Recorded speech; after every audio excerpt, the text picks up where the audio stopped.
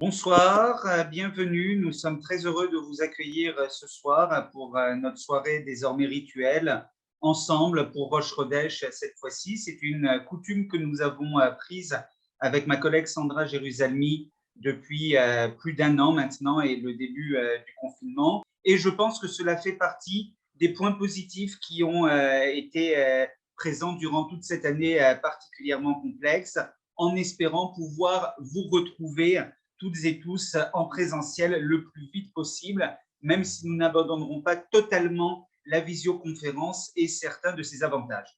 Alors ce soir, ensemble pour Rosh Chodesh, une rencontre, je l'ai dit, désormais traditionnelle dans le cadre de la programmation de l'Alliance israélite universelle. Nous avons la chance de recevoir trois personnalités. Nous sommes très honorés de les recevoir ce soir. Le professeur Liliane Vana, Myriam Tanji et David Aziza. Vous allez le voir, trois manières totalement différentes de nous préparer par l'étude, par l'art à Rosh Chodesh que nous célébrons ce soir. Et donc, pour passer à notre première intervenante, je laisse tout de suite la parole à ma collègue Sandra Jérusalemi. Bonsoir à tous, merci Ariel, merci à nos intervenants d'être là et merci à tous d'être là ce soir. Alors, notre première intervenante ce soir, c'est Myriam Tanji. Myriam Tanji, vous êtes peintre, photographe, poète. Vous êtes née à Paris, diplômée en dessin de l'École nationale supérieure des beaux-arts de Paris. Vous avez été récompensée par de nombreux prix et exposée dans de nombreux pays. À travers vos photographies, peintures et poèmes, c'est votre identité que vous explorez en tant que juive, femme et artiste.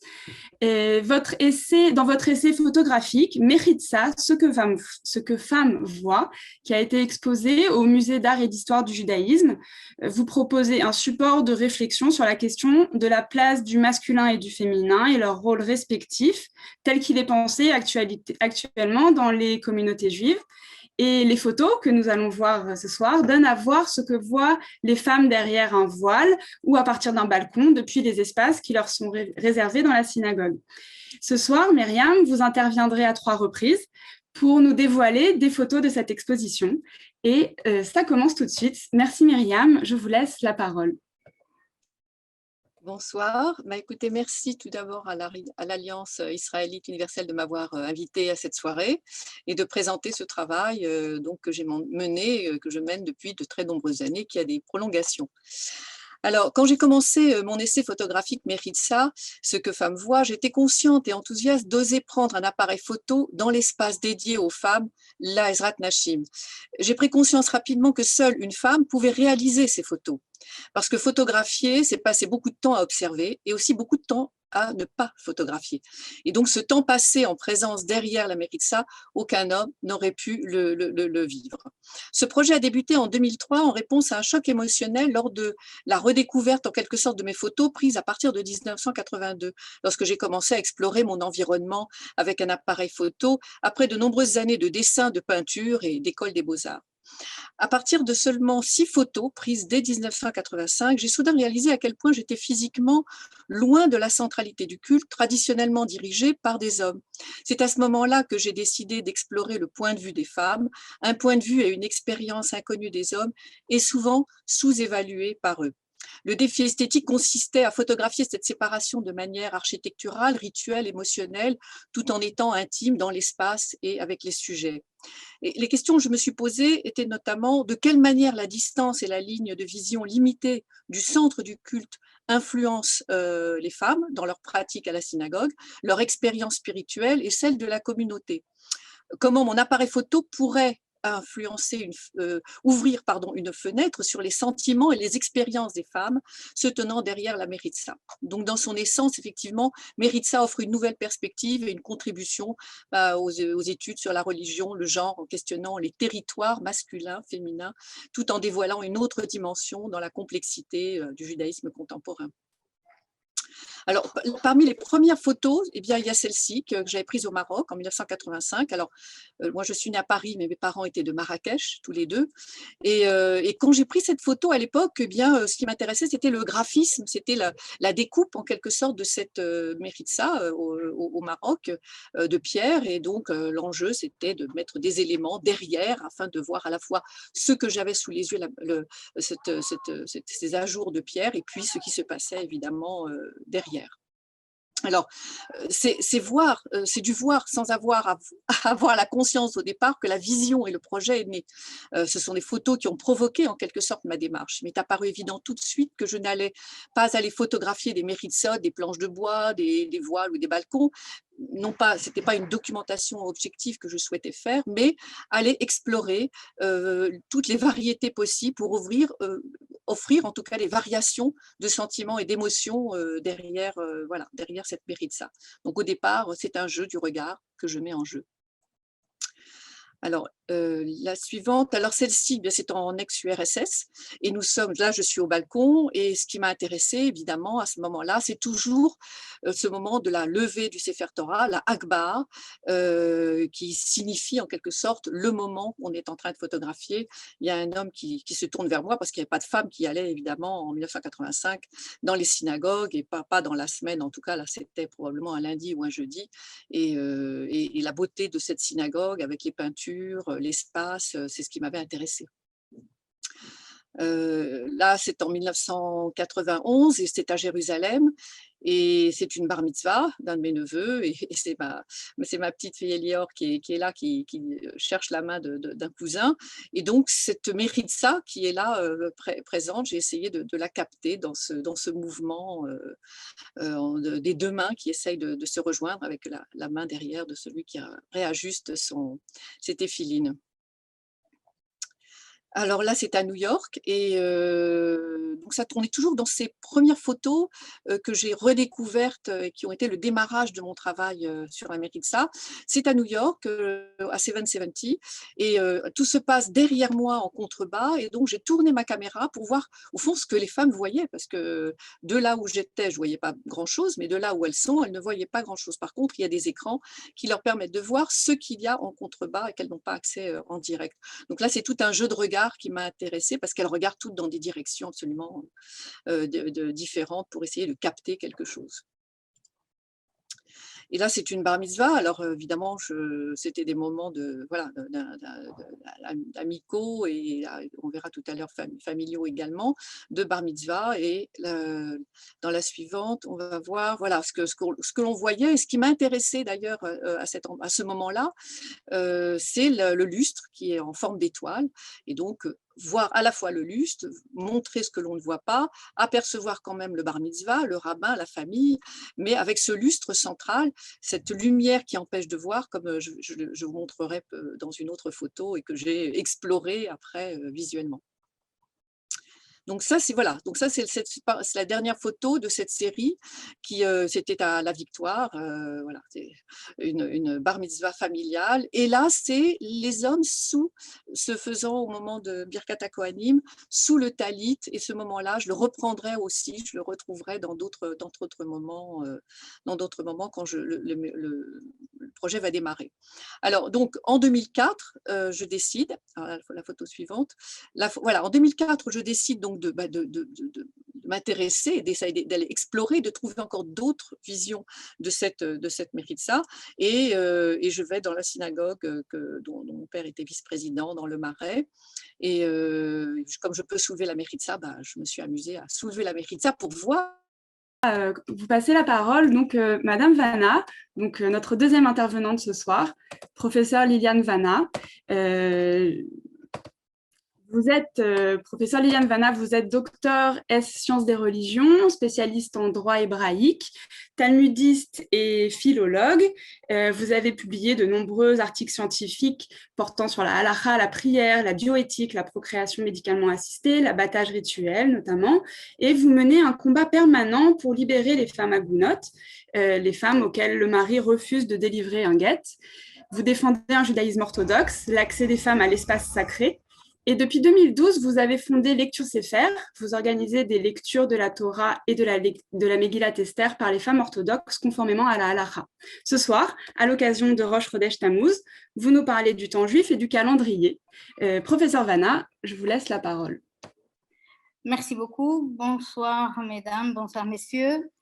Je voudrais remercier Monsieur Danon et Madame Jérusalemi de leur invitation. Je suis sincèrement très contente de parler de Rosh Chodesh Tammuz. Et en fait, c'est pas tellement le Rosh Chodesh qui m'intéresse, c'est que cette soirée me donne l'occasion de parler aussi du calendrier. Donc, Rosh Chodesh Tammuz commence ce soir, dans quelques heures, et en fait, il aura lieu demain, jeudi et vendredi. Mais ce que je viens de dire est faux. Est faux, mais vous le trouverez dans tous les calendriers, j'y reviendrai. Est faux, entre guillemets, inexact, va-t-on dire. Alors, ma présentation se présente en 3 parties. Je vais d'abord parler de l'événement central du mois de Tammuz, qui est le 17 Tammuz, et j'enchaînerai ensuite seulement sur le Rosh Chodesh lui-même. Et comme je viens de le dire, cela me donne l'occasion de parler du calendrier juif. Alors, le jeûne de Tammuz est un des 4 jeûnes obligatoires dans le calendrier juif. Il y a plusieurs jeûnes, mais il n'y en a que 4 qui sont obligatoires, Kippour évidemment et Esther, et évidemment 17 Tammuz et le 9 Av. Alors, dans les textes, dans les sources juives, on va considérer qu'on commémore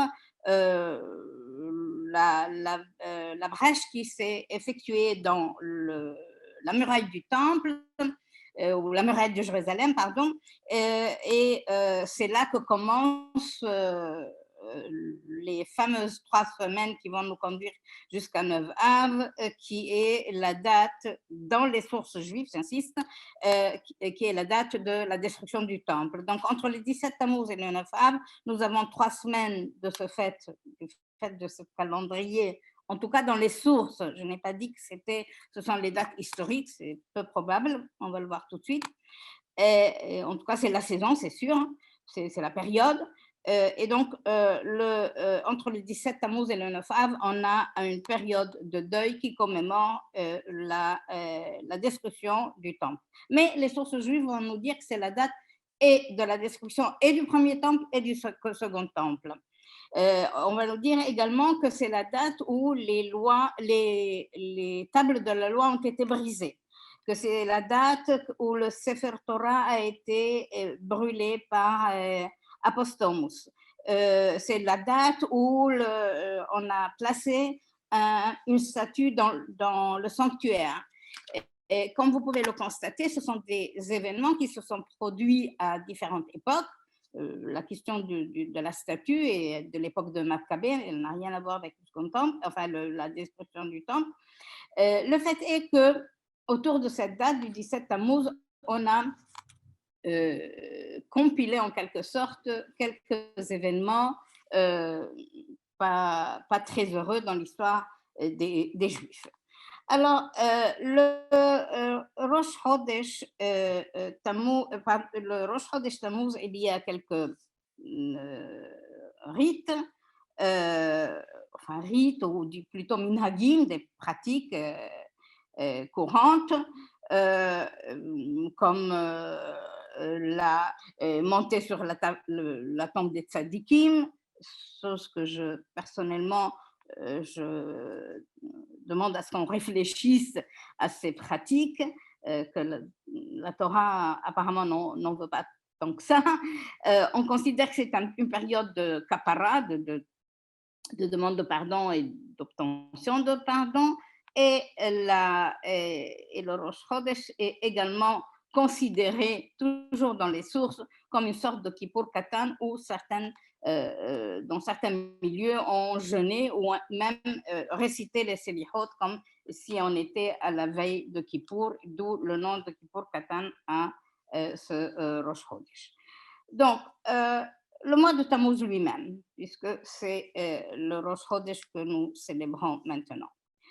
D'abord, quelques mots sur les noms des mois. En hébreu, les mois de l'année n'ont pas de nom.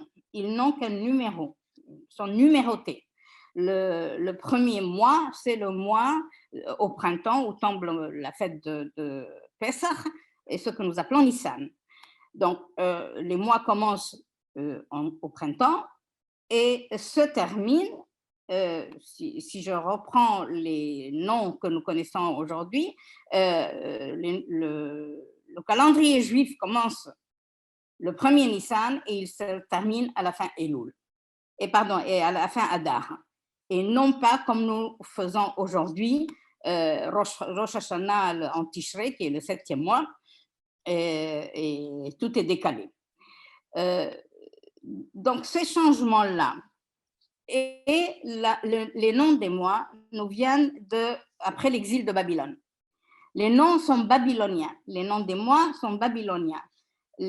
Dans les textes bibliques, nous n'avons que 4 noms hébraïques, Aviv, Ziv, Boul et Tanim, mais nous n'avons pas d'autres noms hébraïques.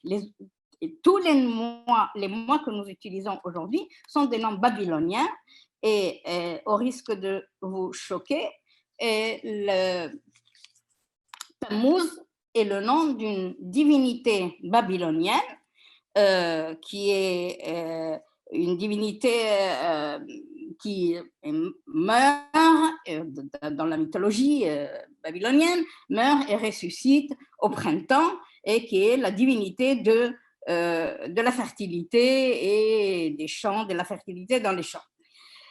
Tammuz, ce n'est pas le mois, mais le dieu Tammuz est mentionné dans la Bible, dans le livre d'Ézéchiel.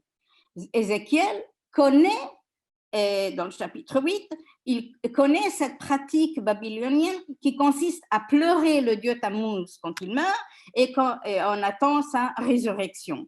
Donc, si vous permettez, je voudrais faire un partage d'écran.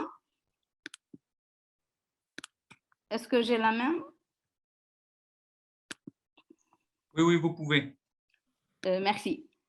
Alors, d'abord, je voudrais vous montrer un calendrier extrêmement ancien qui a été découvert en archéologie. C'est le calendrier de Gezer du Xe siècle avant notre ère et qui est écrit en hébreu, c'est ça les caractères hébraïques. Donc on a importé après l'exil de Babylone et les caractères que nous utilisons aujourd'hui sont des caractères babyloniens et pas hébraïques, ceux-ci sont hébraïques. Et effectivement, dans ce calendrier de Gezer, les mois, enfin il n'y a pas une liste de mois, mais une liste de saisons correspondant à certains mois qui servent l'agriculteur et le monde agricole. Le deuxième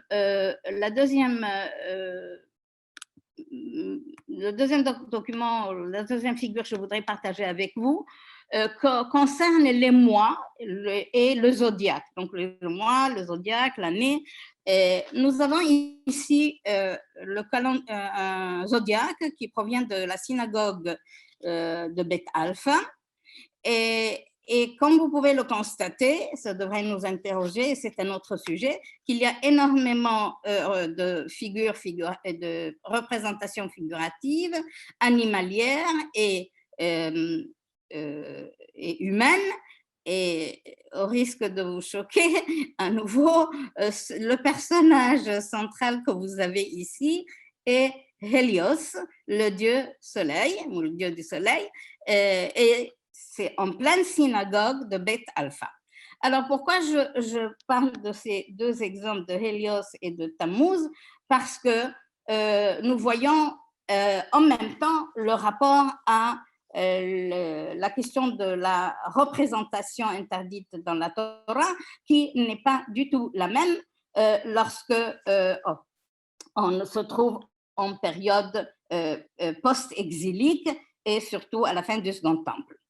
Alors, Rosh Chodesh lui-même, Rosh Chodesh est considéré dans la Torah en même temps avec les fêtes ou presque comme une fête. Vous connaissez le fameux verset « Obiom simchatchem, umoadechem, uvrasher chotchechem », etc. C'est une phrase qu'on récite dans le Kiddush des fêtes chômées. Le Rosh Chodesh est aligné sur les fêtes chômées, d'où des similitudes, en tout cas dans les sources juives. Le Rosh Chodesh, donc, avant d'aborder la question du Rosh Chodesh lui-même, je me permets de rappeler que il est considéré comme une fête, mais pas une fête chômée. Il est considéré comme moed, mais pas chômé. Et on voit cela dans la liturgie. Dans la liturgie, on aura un Hallel, il y a un Sefer Torah supplémentaire qu'on va sortir. Il y a une multitude de règles liées à la liturgie qui vont devenir obligatoires le jour de Rosh Chodesh. Le Rosh Chodesh est lié parfois, enfin, accompagné d'une Seudat Mitzvah, d'un repas de mitzvah. Mais il y a un paradoxe concernant le Rosh Chodesh et les femmes. Dans la plupart des textes que vous pouvez lire à ce sujet, on va dire que le Rosh Chodesh est la fête par excellence des femmes, parce que ce jour-là, elles ne doivent pas accomplir les tâches ménagères, les tâches quotidiennes, sauf si elles ne peuvent pas faire autrement. Et elles doivent s'abstenir de tout ça, mine de dire qu'elles doivent que se réjouir le jour de Rosh Chodesh, quel qu'il soit le Rosh Chodesh. Alors, la raison qui est toujours donnée à cette particularité du Rosh Chodesh et les femmes, c'est que les femmes, à la différence des hommes, n'ont pas fauté lors de la faute du veau d'or. Ce sont les hommes qui ont fauté, mais pas les femmes, parce que les femmes n'ont pas ont refusé de donner leurs bijoux et de contribuer à la construction du veau d'or. Et donc, les femmes sont honorées en quelque sorte à Rosh Chodesh par cette recommandation, exigence. Ce n'est pas vraiment une halakha, c'est une pratique très forte de ne pas accomplir des actes quotidien, habituel, servile le jour de Rosh Chodesh. Ceci a donné lieu à un mouvement dont vous avez sûrement entendu parler, et peut-être vous comprenez leur choix maintenant, c'est Neshot HaKotel, les femmes du mur de lamentation, qui ont choisi de célébrer depuis presque 30 ans, tous les mois, le Rosh Chodesh devant le mur des lamentations, parce que justement, c'est la fête des femmes, justement, elles sont dispensées de tous les travaux serviles, et il y a une lecture de la Torah, il y a un Hallel, etc. Donc, ces choix-là ne sont pas gratuits, ils sont liés aux pratiques du Rosh Chodesh.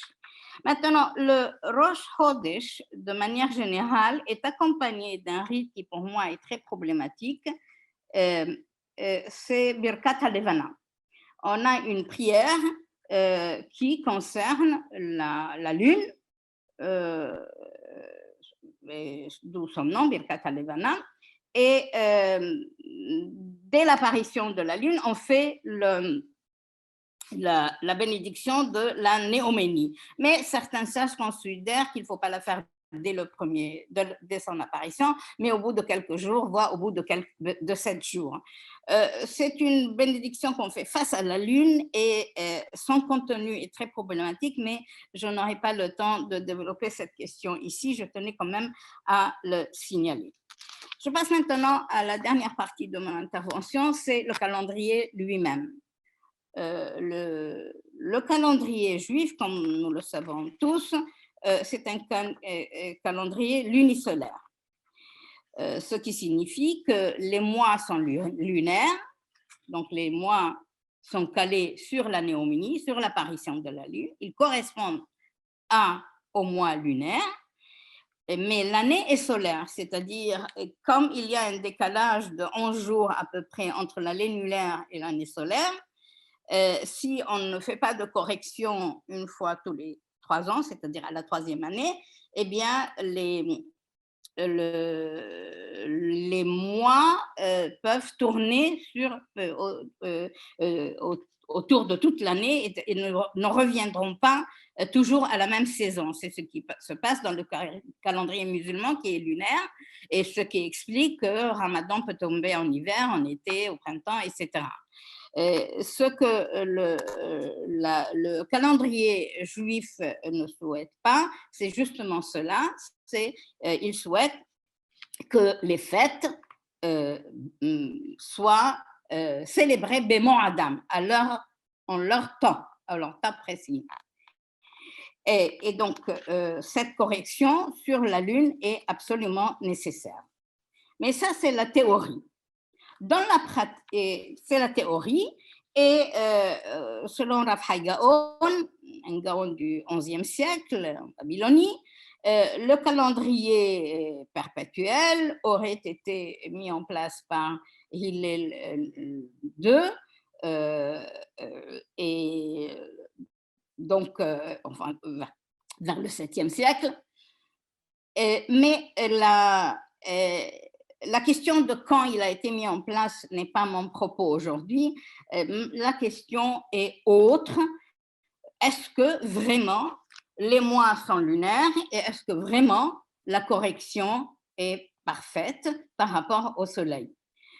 Juste une petite parenthèse, on pense que le calendrier ancien était solaire et qu'on est passé ensuite à un calendrier lunisolaire. Donc, ce que je voudrais montrer maintenant, c'est cela. C'est justement qu'est-ce qui se passe dans ce calendrier où les mois sont lunaires et l'année est solaire. Est-ce que je peux partager l'écran? Oui, vous pouvez. Merci. Donc, vous avez ici, j'ai pris 2 exemples, juste pour l'exemple parce qu'on n'a pas le temps de tout développer. J'ai pris ici 2 exemples que vous trouverez dans beaucoup de calendriers. Pardon, je n'arrive pas. Voilà. J'ai pris l'exemple de l'année 580 et l'année 581. Dans certains calendriers, on va voir ce genre de mention que personne ne lit, évidemment, parce que c'est trop compliqué et incompréhensible, mais on essaiera de comprendre au moins les grandes lignes. Voilà, on va nous dire dans le calendrier que l'année 580, c'est l'année dernière, n'est-ce pas? Elle est du type Bet Shin-Hei. J'y reviendrai. Et que c'est une année commune qui a 12 mois. Donc ça aussi, on comprend, puisqu'on peut avoir des années de 13 mois lorsqu'il y a un mois de Hadar ajouté pour se caler sur l'année solaire. Ensuite, viennent 2 mentions très importantes qui n'ont rien à voir avec le calendrier, mais avec la volonté de faire quelque chose dans le calendrier. À savoir, on va nous dire que Rosh Hashanah est un lundi et Pesach est un jeudi. Bon, vous me direz, et alors? Eh bien, c'est important parce qu'on a décidé dès le départ que Rosh Hashanah ne tomberait jamais ni un dimanche, ni un mercredi, ni un vendredi. Jamais. Donc, si on a décidé ça à l'avance, eh bien, ça veut dire qu'il y aura des décalages quelque part, il y aura des corrections autres que les premières que j'ai signalées. Et voilà le pourquoi de la ligne suivante. Heshvan comporte 30 jours et Kislev comporte 30 jours. Ah bah, vous me direz aussi où est le problème. Si, il y a un problème. Regardez, en 5781, la Heshvan comporte, Heshvan et Kislev comportent 29 jours. Donc, en réalité, c'est pendant ces mois-là et ça c'est selon que l'on décide que Heshvan et Kislev ont 29 ou 30 jours tous les deux, ou un 29 et l'autre 30, et l'inverse, eh bien qu'on pourra respecter notamment, il n'y a pas que ça, c'est beaucoup plus compliqué que ça, qu'on pourra vraiment faire coïncider Rosh Hashanah avec les jours de la semaine, sauf dimanche, mercredi et vendredi. Et d'ailleurs, Pesach non plus ne peut pas tomber le lundi, le mercredi et le vendredi. Donc, pour que cela puisse se passer, on a besoin de faire des corrections supplémentaires. Et les corrections supplémentaires, c'est celle-là. Donc, vous comprenez maintenant ce que signifie que cette année-là, la mention que je n'ai pas commentée tout à l'heure, mais j'ai lu, Bet Shinhei, et ici l'année de type Zain Het Aleph, en fait, nous avons 14 types d'années. Je répète, 14 types d'années, de manière à ce que tout se combine correctement. Donc, et tout ceci pour que les Pesach et Rosh Hashanah ne tombent pas au jour qu'on ne voudrait pas, où on ne voudrait pas qu'ils tombent. Ce qui nous conduit à une autre étape de l'analyse du calendrier, c'est que on va nous dire, toujours dans ces calendriers qui tiennent compte de ce que nous venons de voir, et c'est important, que nous sommes à la 4e année du 305e cycle lunaire, la 12e année du 207e cycle solaire, la 5e etc., de la Shemitah, etc., etc. Je vous fais grâce de la suite, j'explique les grandes lignes. C'est que, de toute façon, même si on respectait tout ce qu'on a dit, et si on calait le mois lunaire sur le cycle solaire, pardon, l'année lunaire sur l'année solaire, et nous aurons, au bout d'un certain nombre d'années, encore des décalages qui nous feront changer de saison. Et donc, on a en fait un cycle de 19 ans qui s'appelle Mahzor Katan ou Mahzor Alevana pour rattraper cet écart et corriger. Et on a un autre cycle de 28 ans qui s'appelle Mahzor Gadol ou Mahzor Hama qui est pour rattraper encore d'autres décalages. Pardonnez-moi de ne pas entrer dans les détails, il faut avoir un crayon et un papier et se mettre à calculer. Donc, ceci explique que dans le calendrier juif, non seulement Heshvan et Kislev seront les mois où on utilisera pour faire ces corrections, mais qu'on a décidé à l'avance que les mois de Tevet, Adar, Nissan, Iyar et Elul ne feront que 29 jours et les autres 30 jours. De fait, le mois lunaire fait entre 29 et 30 jours, mais on ne peut pas décider à l'avance combien de jours ferait tel mois, mais c'est ce qu'on a fait dans le calendrier juif, et ce qui explique cette phrase extrêmement compliquée et qui termine ici et là, dans les 2 années que j'ai prises comme exemple, l'histoire du cycle, le cycle lunaire et le cycle solaire, les rattrapages, et ce qui explique aussi la nécessité de travailler, de faire attention au nombre de jours que comporterait le mois de Heshvan et le mois de Kislev. Alors, un scoop étonnant, étant donné tout cela, jamais Rosh Hashanah ne tombe vraiment le jour de la lunaison, du début de la lunaison. Et il y a donc Vous comprenez, c'est une sorte de boîte ou d'une poupée russe où les choses s'imbriquent les unes dans les autres et dépendent les unes dans les autres, les unes des autres. Et donc, là, il y a d'autres contraintes que celles que je viens d'exposer. Et la contrainte qu'on a décidé à l'avance qu'on ne voudrait pas que Kippour tombe un vendredi ou un dimanche, et ça, c'est problématique pour moi, parce que pourquoi Kippour ne tomberait pas un dimanche? Alors, on nous dit oui, afin qu'on ne commence pas le jeûne le Shabbat. Alors, il fallait faire la même chose pour Tisha B'Av. Or, Tisha B'Av peut tomber un dimanche et donc on commence le jeûne à Shabbat. Et Tisha B'Av est un jeûne long comme Kippour. Et la deuxième contrainte, donc il y a la contrainte de Kippour, il y a aussi la contrainte de Rosh Hashanah qu'on ne voudrait pas voir tomber ni un dimanche, ni un mercredi, ni un vendredi. J'ai encore combien de temps?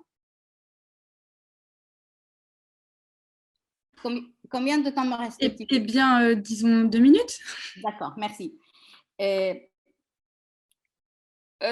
je vais conclure et j'espère que vous m'enverrez beaucoup de questions parce que c'est un sujet absolument passionnant à mon humble avis, même s'il est complexe et compliqué. Et, pardon, et peut-être encore 2 mots pour conclure.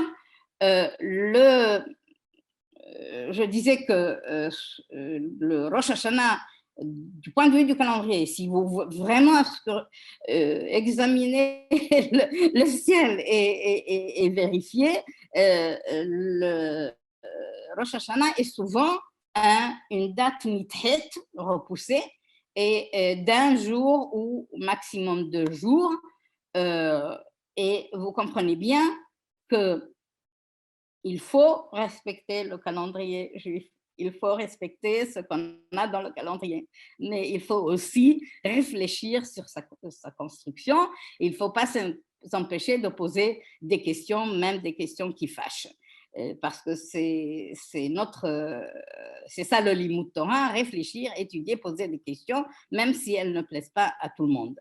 Donc, si vous voulez, je terminerai par une toute petite agada et je conclus.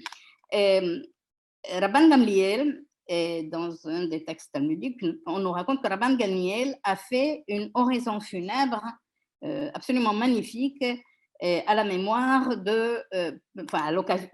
au moment de l'inhumation de la mère de Ben Azaï.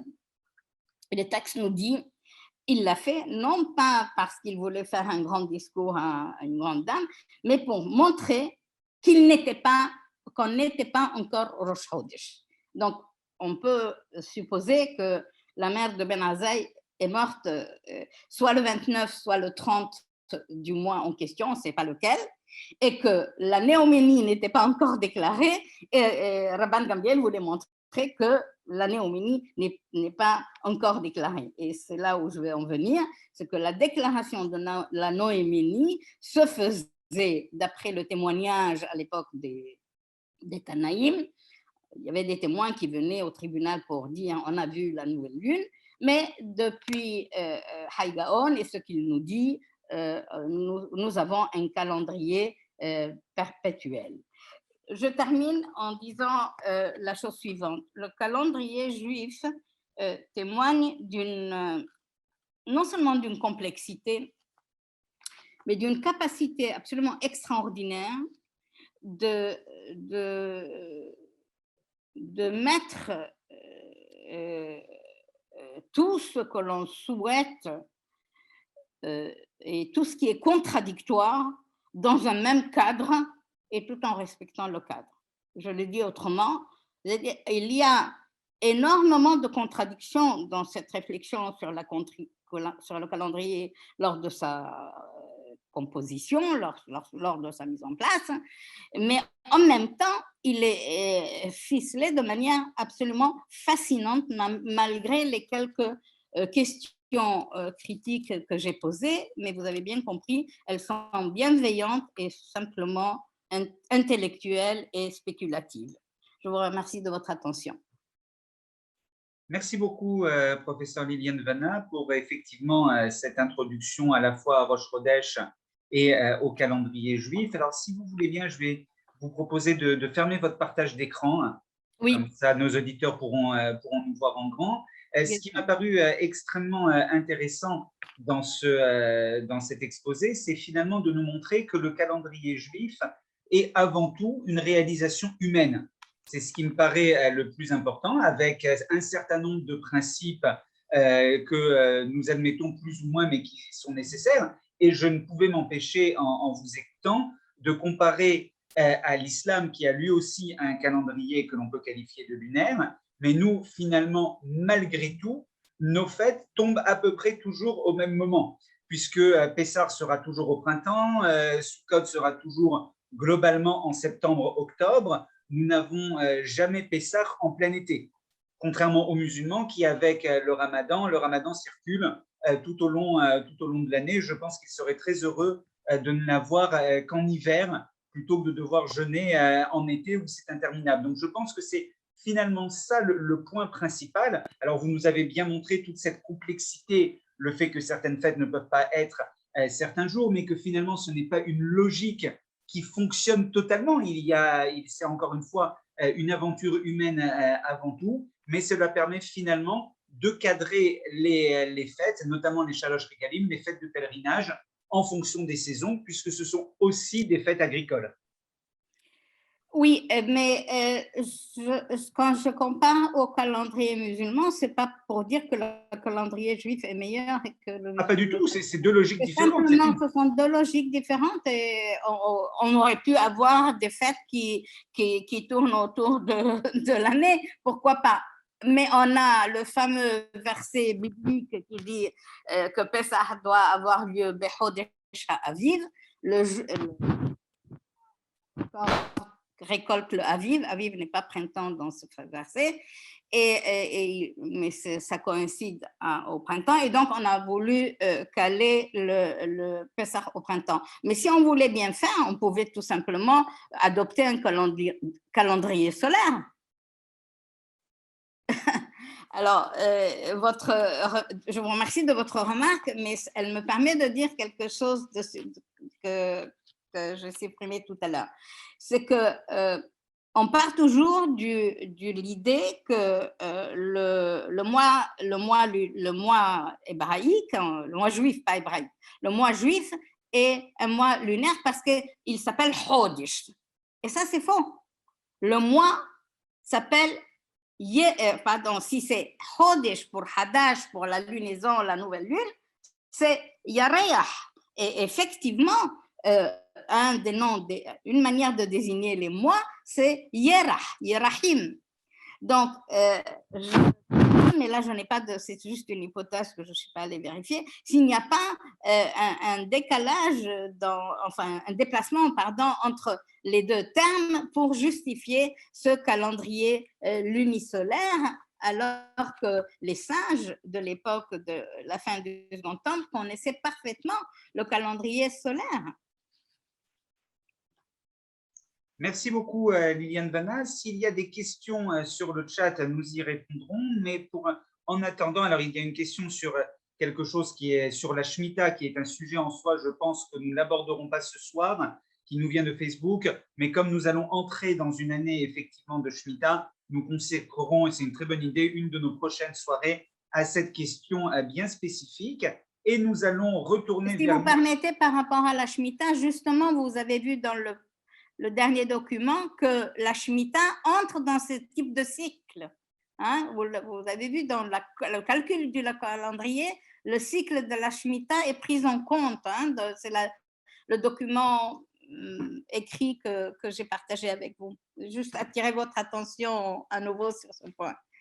Merci beaucoup et nous allons retourner tout de suite avec Myriam Tanji pour la suite de l'exposition Mechitza.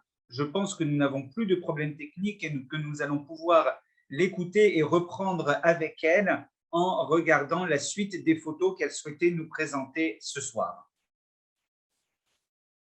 Alors, merci pour la reprise.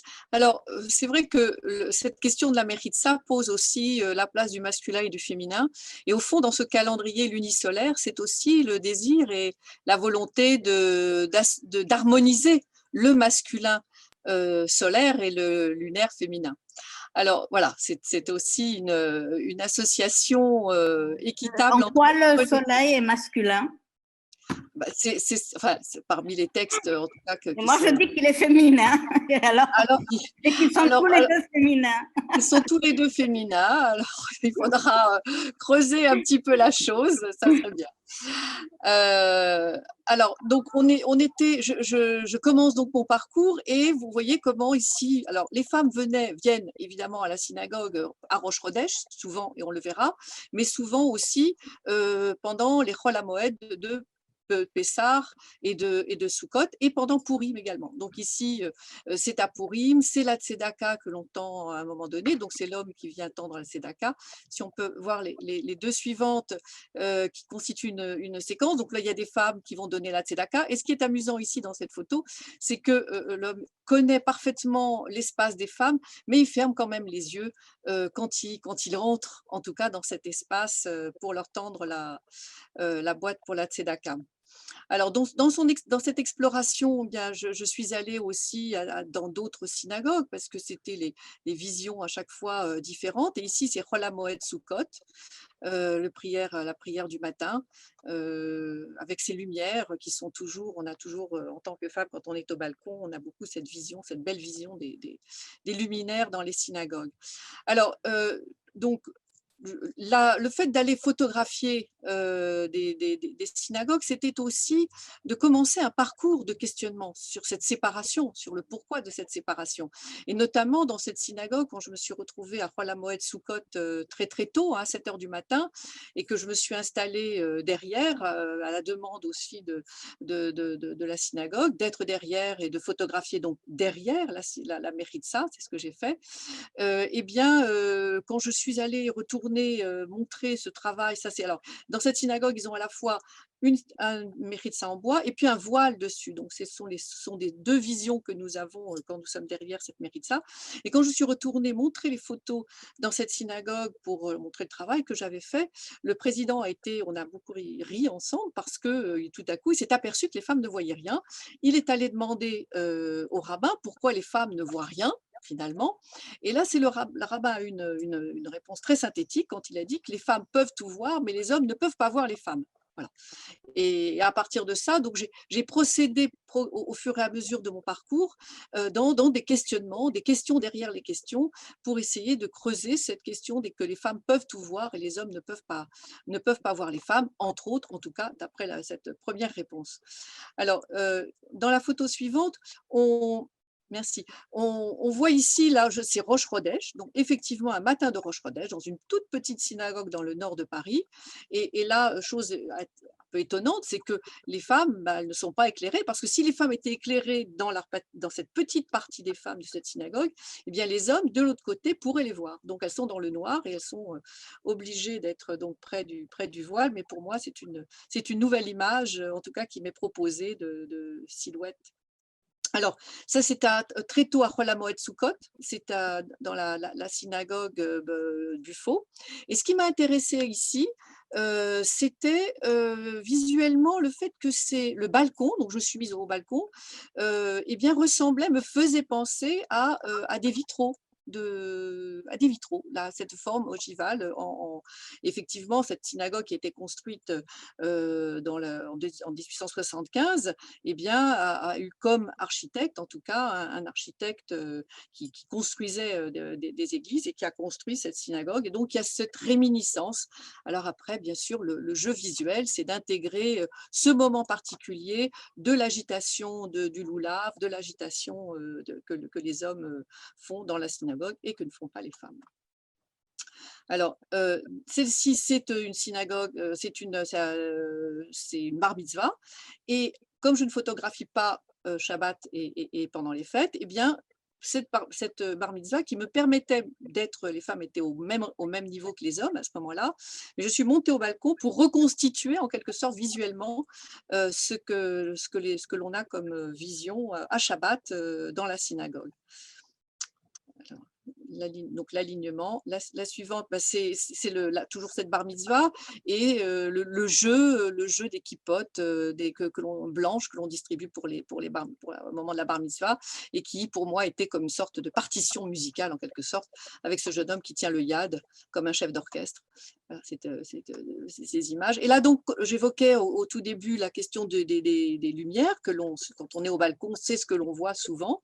Et là, eh bien, ce magnifique luminaire où je me suis mis effectivement juste au-dessus avec ce jeu de ce que l'on voit, ce que l'on ne voit pas, ce que l'on peut ou ne peut pas voir. Donc, dans cette exploration, j'ai essayé d'aller aussi, je suis allée aux États-Unis et là c'est à New York, dans une synagogue, où là je ne pouvais pas, il ne m'a pas été possible de me rendre ni au balcon, ni pendant un moment de prière.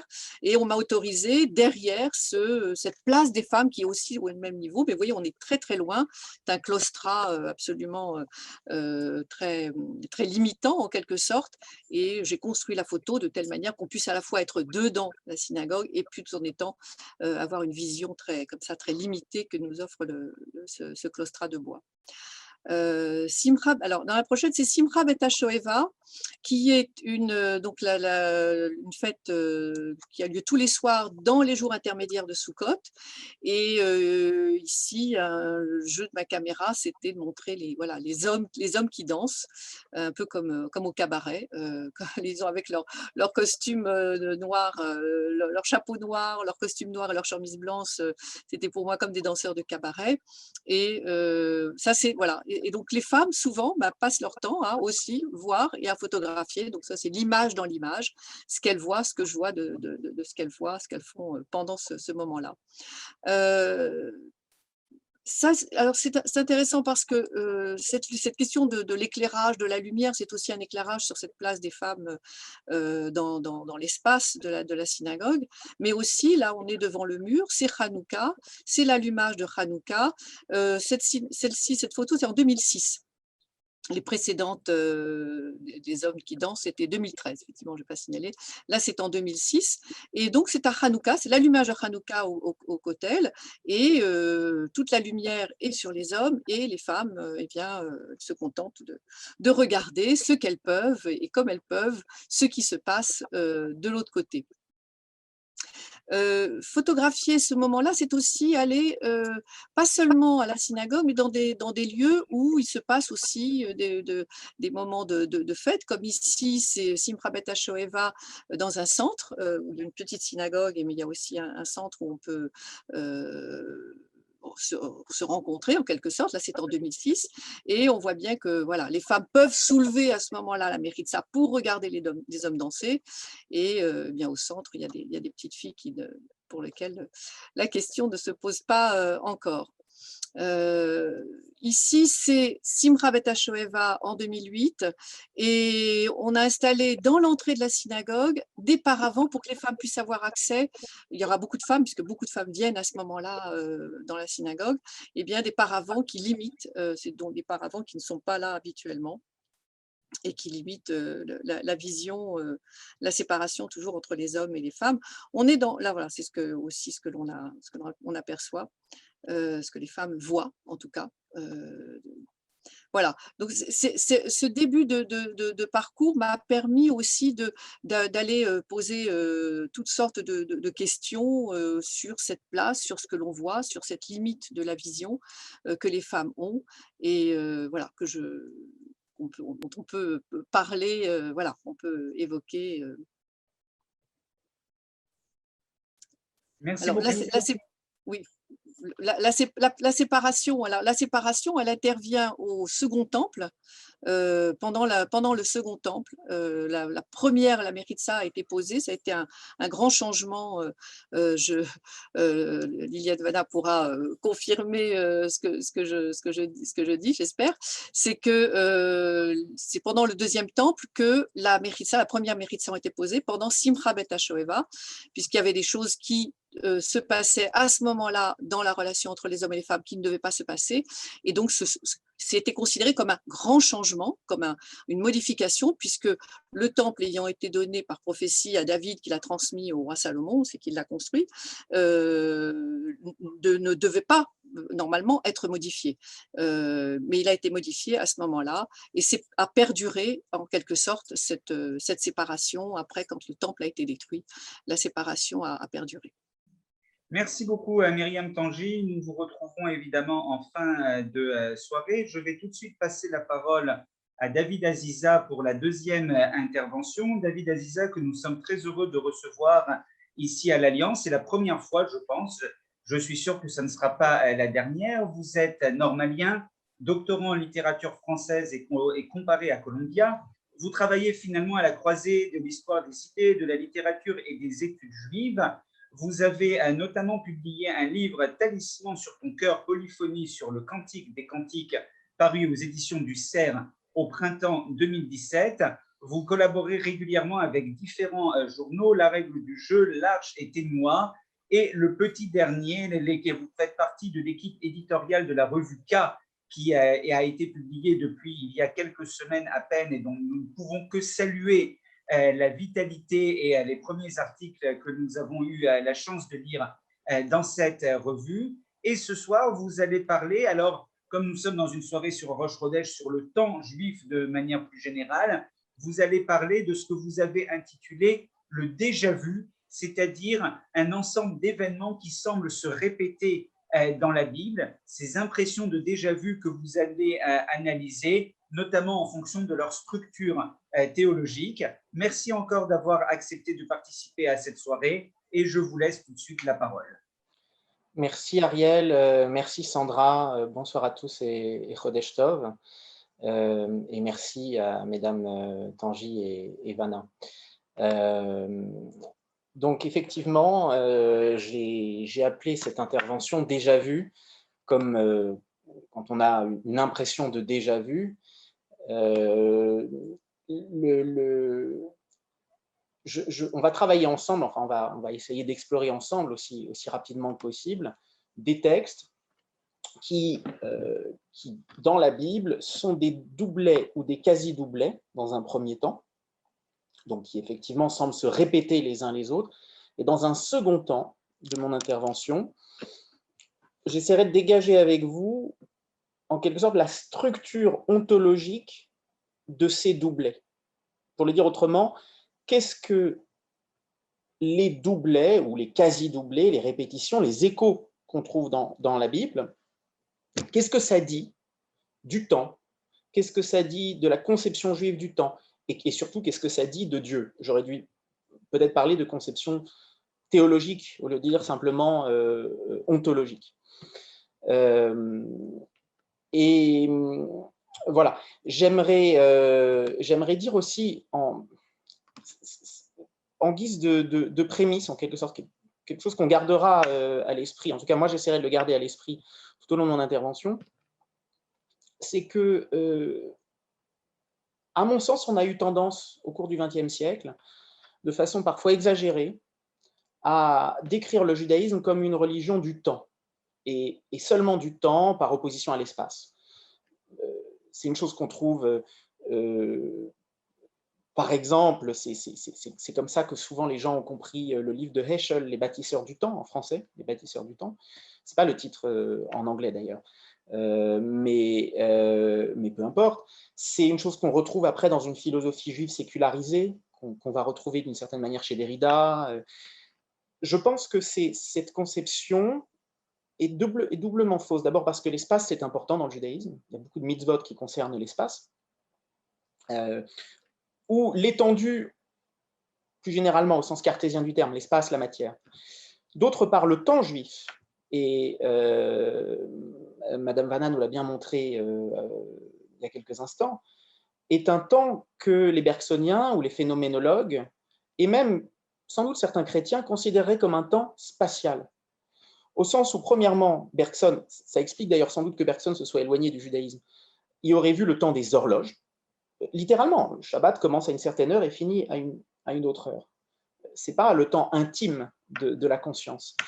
Et puis par ailleurs, c'est un temps cosmique, c'est-à-dire que c'est un temps qui provient littéralement de la rencontre dans l'espace de notre planète et du Soleil. Et d'ailleurs, que nous sachions aujourd'hui que c'est bien la Terre qui tourne autour du Soleil et non l'inverse, ne change rien à l'affaire. Ça reste, en l'occurrence, ça ne change rien à l'affaire, c'est-à-dire qu'on reste dans un temps spatial. Vous verrez tout à l'heure, ce n'est pas tout à fait l'objet de mon intervention directement, mais je voudrais que ce soit un peu la toile de fond de mon intervention, la prémisse. Alors, allons-y, entrons dans le vif du sujet. On va commencer avec trois paires de textes qui constituent donc des doublés ou des quasi-doublés. Alors, Sandra, est-ce qu'on peut voir les deux premiers textes et regardons aussi, on peut passer de l'un à l'autre après, de revenir à celui-ci. Alors, voilà, alors regardons tout de suite le deuxième, pour que vous ayez tous en tête de quoi il s'agit. Donc, on a Genèse 2, Genèse 32. Alors, je m'excuse, c'est de ma faute, il y a 2 ou 3 versets qui manquent dans Genèse 2, ce n'est pas de la faute de Sandra, c'est moi qui ai donné de mauvaises références. Alors, Sandra, revenons au... Est-ce qu'on peut revenir voilà, merci, à Genèse 2. Alors, donc, cette fois-ci, on opérera différemment pour les 2 autres couples de textes. Cette fois-ci, on va partir du texte apparemment le plus ancien, c'est-à-dire Genèse 2, la création d'Ève, pour aller ensuite vers le texte apparemment le plus récent, dont le contenu est plus récent, c'est-à-dire le combat nocturne de Jacob contre l'ange. D'accord ? C'est des textes assez connus, c'est des textes il y a peut-être une impression de déjà vu, justement. Donc, alors, je vous invite à lire ces textes. Vous avez la traduction qui est ici, c'est la traduction dite du rabbinat, fin du 19e siècle en France. C'est une bonne traduction. Tout à l'heure, il y a un autre texte pour lequel je m'éloignerai délibérément de cette traduction. Au moins un autre texte. Mais là, ça va, c'est à peu près clair. Alors, on va faire un peu le jeu pas tout à fait des différences, plutôt des ressemblances. Il y a un mot qu'on retrouve dans les 2 textes. Malheureusement, ce mot, il a disparu du coup du texte de Genèse 2, et c'est de ma faute. C'est le mot « levado ». Hein, puisque Dieu dit, c'est le verset 18 en vérité, Vayomer Adonai Elohim, lotoveyot Adam levado. Il n'est pas bon que l'homme soit seul. Levado, ça veut dire seul. Et dans le texte de Genèse 32, c'est le mot introductif en quelque sorte. Jacob se retrouve seul. Et c'est comme ça qu'il va être provoqué en combat, enfin en duel, pendant la nuit par cet homme mystérieux qui est en fait un ange. D'accord ? Ensuite, la clause finale, alken. Alken, dans les 2 cas, en fait, on a un c'est pourquoi, hein, alken. Ce qui veut dire que ça inscrit ces 2 textes dans un genre qu'on appelle le récit étiologique. C'est-à-dire que ces 2 textes sont censés expliquer. Et il y a beaucoup de textes comme ça dans les mythologies en général. Hein, ce sont des textes qui sont, d'un point de vue générique, qui appartiennent à la mythologie, qui sont censés expliquer quelque chose qui est bien connu. Dans un premier cas, c'est le fait que les hommes s'attachent à leurs femmes après avoir quitté leurs parents. Dans un second cas, le cas de Jacob, c'est un rite apparemment bien connu, ancestral, présenté ici comme littéralement le plus vieux rite de la cacheroute, avant toutes les interdictions qu'on connaît. L'interdiction du guide anaché, du nerf sciatique.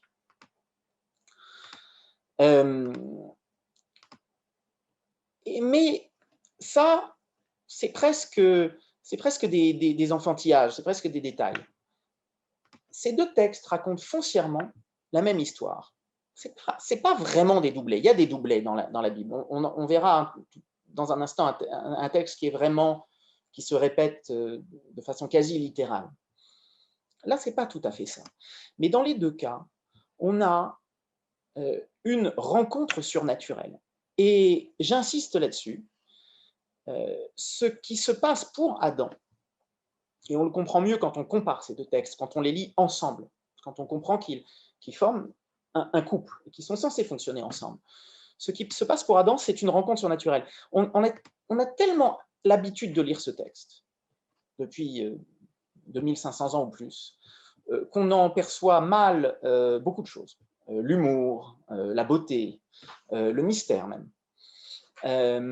Et en l'occurrence, le caractère, non pas simplement surnaturel, parce qu'on voit bien que c'est surnaturel. Il y a un Dieu qui se balade dans un jardin, qui crée un être humain avec de la terre, et ensuite une femme. Enfin, littéralement parlant, c'est surnaturel. Mais c'est plus que ça ici, c'est mystique. Et regardez, alors c'est le verset...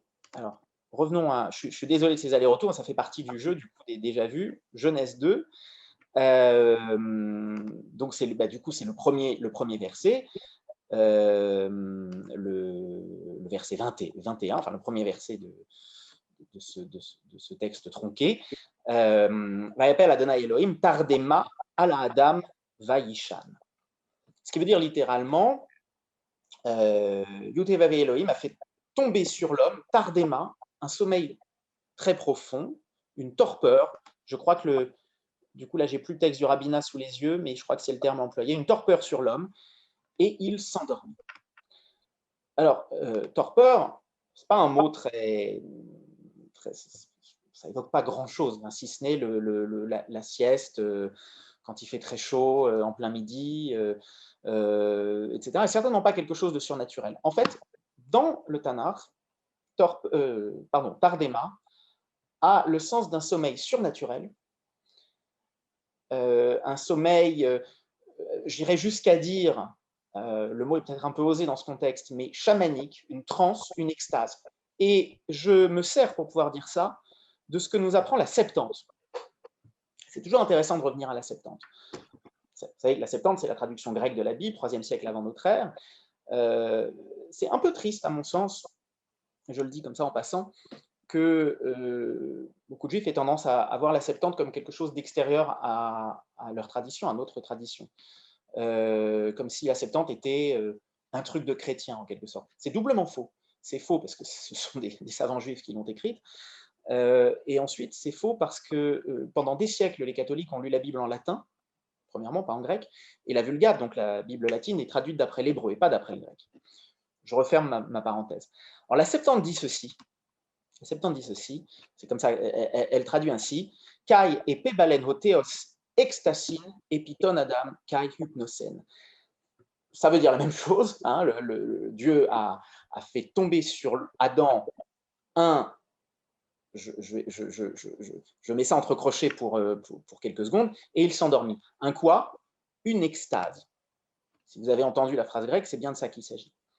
Donc ce sommeil, c'est pas n'importe quel sommeil. C'est un sommeil mystique, c'est un sommeil de transe, c'est un sommeil extatique. Et là, on comprend où elle se joue la répétition, si vous voulez, d'un texte à l'autre. Et éclairés l'un par l'autre, en quelque sorte, ces deux textes changent de sens. On comprend du coup que c'est avec lui-même, en fait. De même que Adam, Ève est tiré de lui-même, c'est avec lui-même que Jacob se bat et fait une certaine épreuve, qui est l'épreuve du féminin. Du féminin, en l'occurrence, comme coupure, comme ouverture à l'autre. Je vous signale que le nerf sciatique s'appelle en hébreu le guide anaché. Alors attention, je ne fais pas une étymologie, je ne pense pas que ce soit valable étymologiquement, ce que je dis là. En revanche, je pense qu'il y a un écho sonore et poétique qui est voulu par l'auteur. Et toute rencontre au sens fort du terme, hein, comme quand on parle d'une rencontre avec le divin, enfin d'une épiphanie, toute rencontre, toute extase répète la rencontre des rencontres. C'est quoi la rencontre des rencontres? C'est ce qui se passe pour Adam dans le chapitre 2 de la Genèse. Cette rencontre-là, elle est répétée. Ce déjà-vu, il est là pour nous dire que ce qui se passe à chaque instant et à chaque génération, quand une rencontre au sens le plus fort du terme a lieu, c'est une répétition de cette rencontre-là primordiale, par laquelle Adam est passé donc surnaturellement d'un état d'immaturité affective narcissique. Il était là comme ça, plein de lui-même, littéralement, à la reconnaissance de l'altérité, que pour le moment, il considère encore comme une part de lui-même. On va voir tout à l'heure qu'il va aussi grandir par rapport à ça. Ça va se faire en deux étapes. No spoiler. Mais pour le moment, il pense encore que le féminin est sorti de lui. Il y a un passage là-dessus, au tout début Du côté de chez Swann, qui est une citation de ce passage de la Genèse, où Proust dit « Quelquefois, comme Ève naquit d'une côte d'Adam, une femme naissait pendant mon sommeil d'une fausse position de ma cuisse. » Donc l'unité narcissique et solipsiste de l'homme. En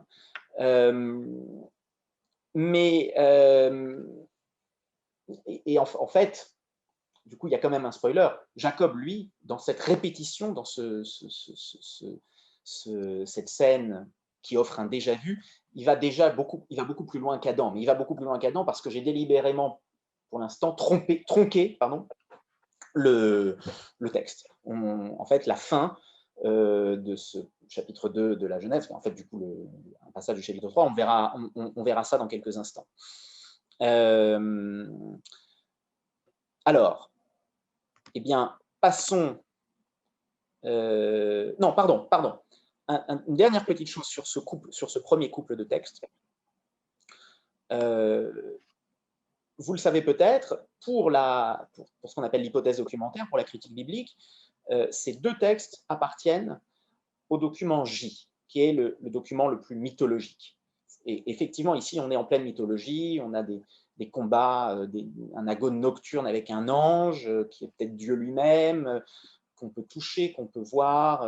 Il y a tout de la mythologie là-dedans. Il est possible qu'il y ait un texte qui se rattache à ce duo, et qu'on ait donc un trio ici.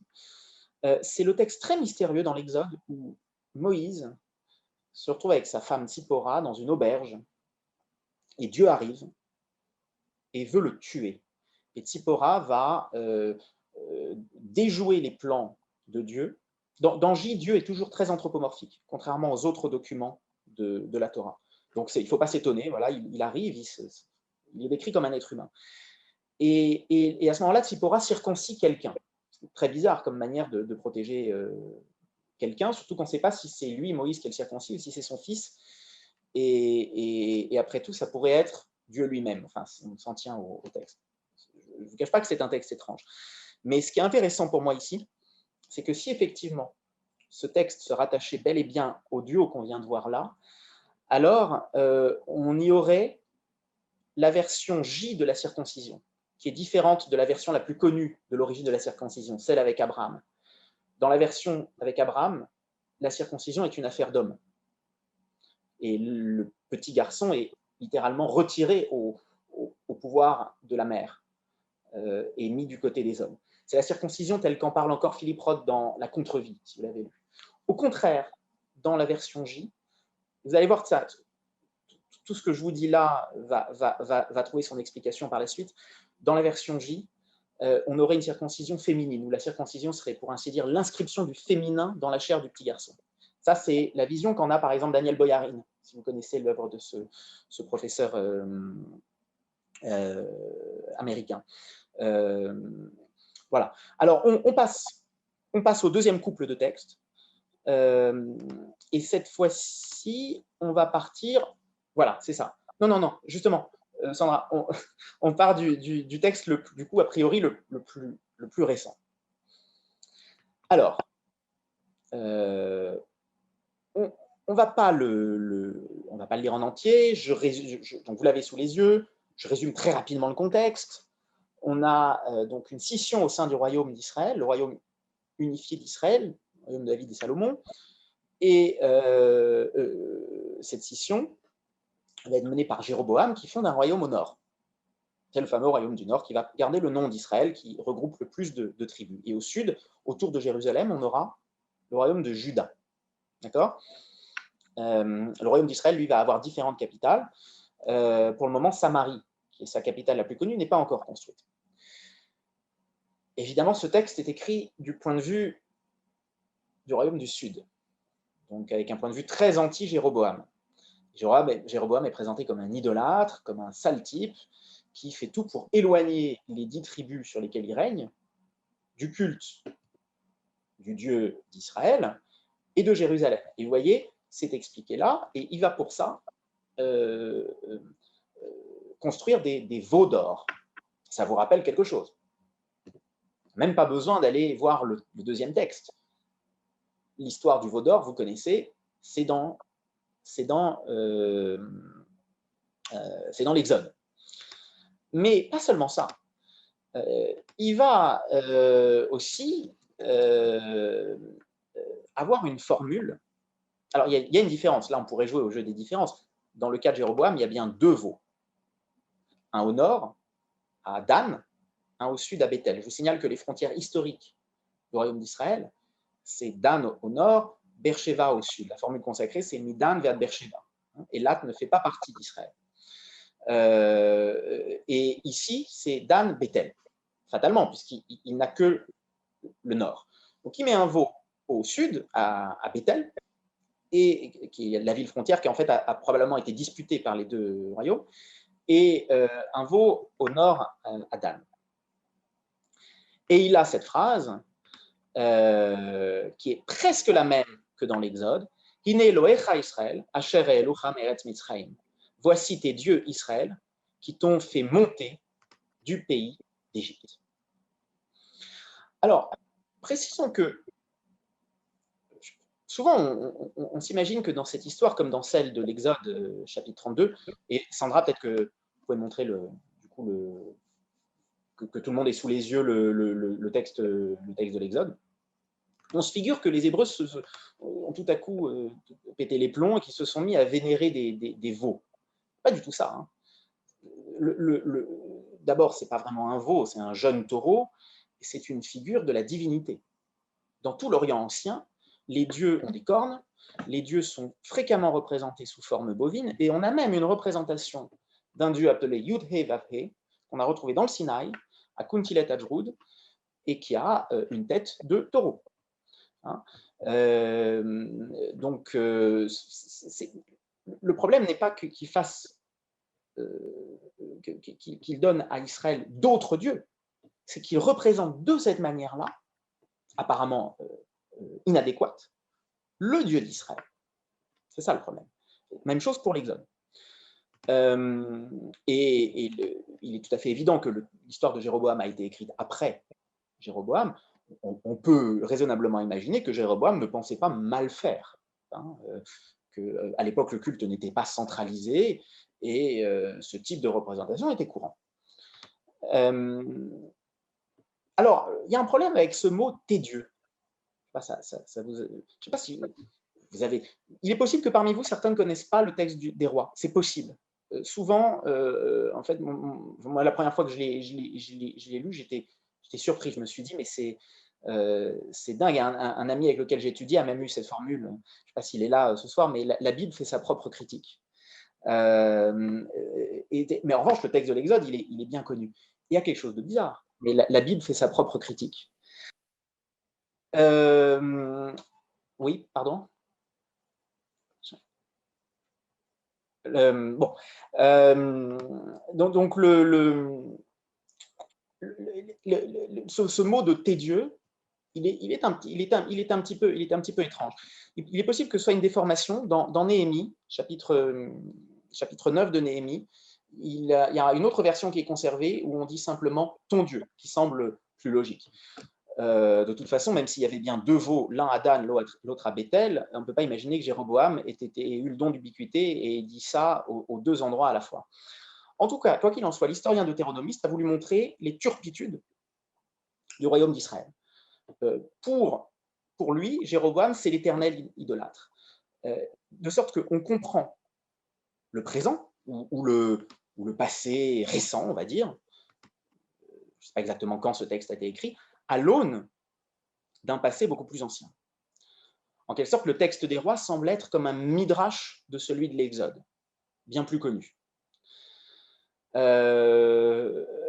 L'histoire se répète, hein, l'idée d'une répétition. Maintenant, j'espère ne choquer personne, il est possible que ce soit l'inverse, que le texte de l'Exode soit plus récent que celui des rois. Et ici, du coup, ce serait le texte midrashisé qui serait le texte, le texte midrashant, si vous voulez. Ça peut aller dans les 2 sens. Peu importe, en l'occurrence, ce que j'ai voulu montrer, c'est que, contrairement à une certaine conception du temps juif, qu'on doit notamment à Mircea Eliade dans son livre le mythe de l'éternel retour, le temps juif, ce n'est pas simplement un temps qui a un début et une fin, et qui ne se répéterait jamais. Il y a aussi une dimension cyclique dans le temps juif. C'est un temps qui fait retour sur lui-même. D'ailleurs, le principe du mois, c'est ça, c'est un renouvellement. J'essaye de me dépêcher, pardon. Passons rapidement au dernier couple de textes, Samuel 19 et Genèse 31.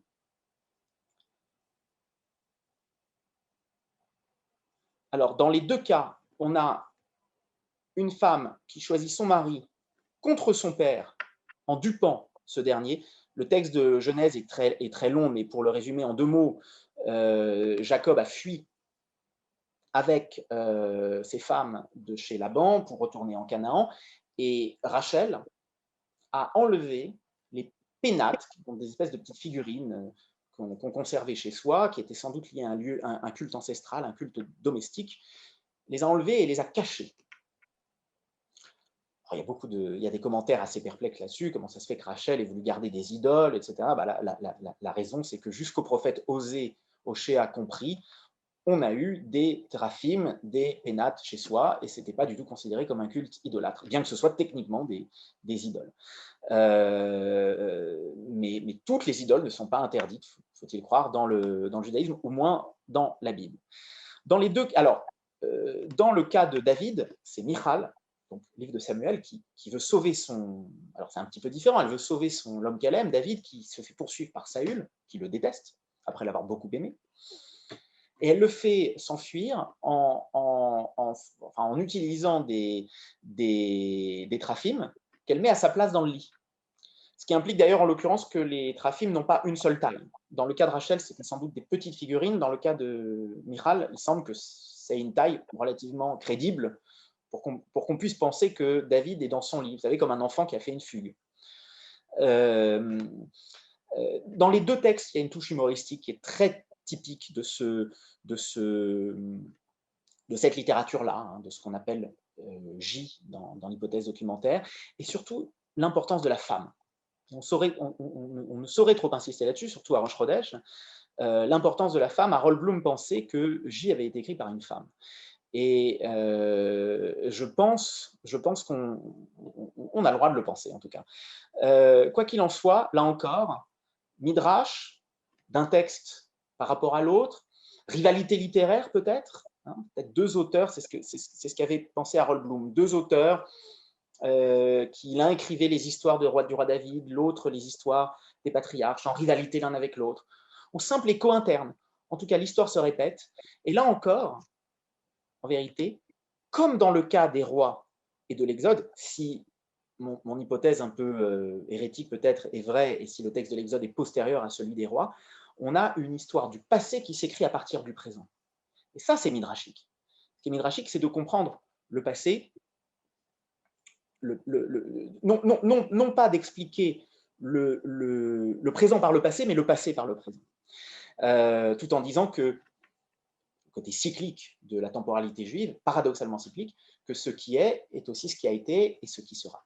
Je vais au plus vite pour ma deuxième et dernière partie, pour ma seconde partie. Le tout premier texte, alors c'est Exode 3, enfin le premier texte de la deuxième partie du coup, Exode 3, texte très connu de la révélation de Moïse sur le mont Horeb. Vous savez, je pense que beaucoup de gens parmi vous savent que Dieu se révèle à Moïse quand il lui demande qui il est, par une phrase énigmatique qui est « Ayez, Asher Ayez, je serai ce que je serai ». Je serai donc un Dieu au futur, un Dieu à venir.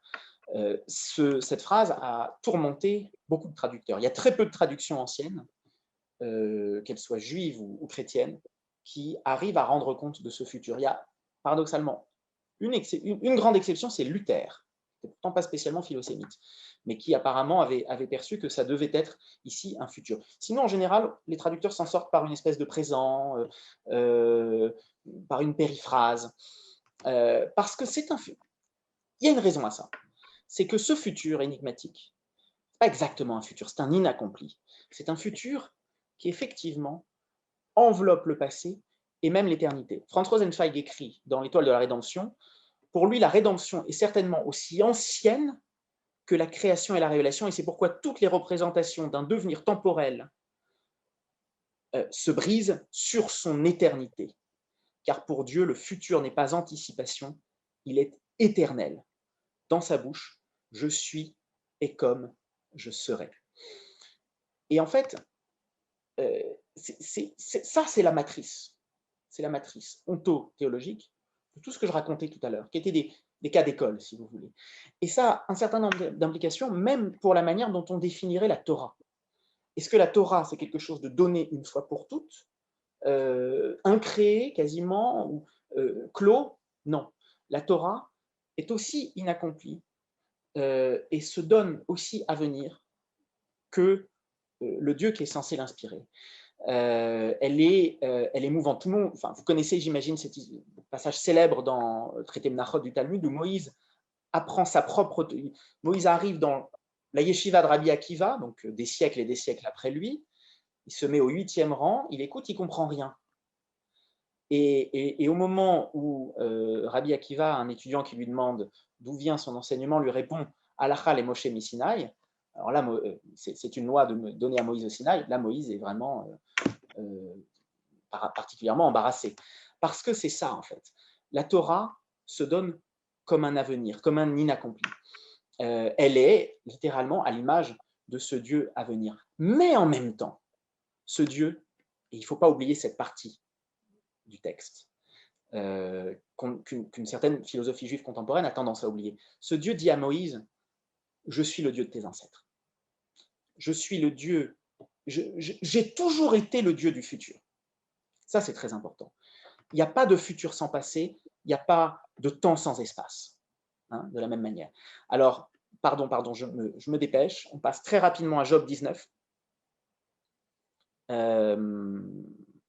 Job 19 et Genèse 3, du coup, c'est les deux derniers textes. Donc, Job 19, 25-6, Va'ani yadati go alichai, va'acharon alafar yakum, va'achar ori nikfuzot, umi besari echeze eloa. Alors, la traduction du rabbinat là, ne va pas du tout. Je vous propose la traduction d'Édouard Dorme, qu'on trouve dans la Pléiade. Moi, je sais que mon défenseur est vivant et que le dernier sur la terre, il se lèvera et derrière ma peau, je me tiendrai debout.